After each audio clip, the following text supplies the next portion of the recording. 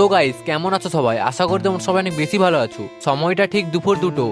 বাড়ি থেকে ঘাড় ধাক্কা দিয়ে বের করে দিল কাজে পাঠানোর উদ্দেশ্যে। তাই এই অপমান সহ্য করতে না পেরে একটু চুলের স্টাইল মেরে আমি আর আমার কাকা বেরিয়ে পড়লাম একটা ডাং আর একটা দেশলাই নিয়ে মাঠের খড় পোড়ানোর উদ্দেশ্যে।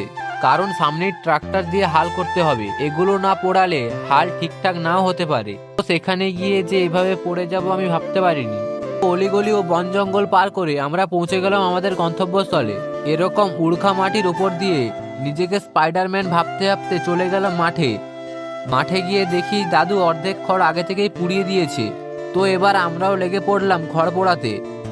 মাঠের সমস্ত খড় পোড়ানো প্রায় শেষেরই পথে। এদিকে আমার কাকাকে দেখো, নিজেকে অগ্নিদেবতা ভাবছে, ক্যালমা দেখাচ্ছে ক্যালমা। তো এখন মাঠের সমস্ত খড় পোড়ানো শেষ হয়ে গেছে। আমরা তিনজন এখন বাড়ি যাই, আর তোমরা চ্যানেলটিকে সাবস্ক্রাইব করো।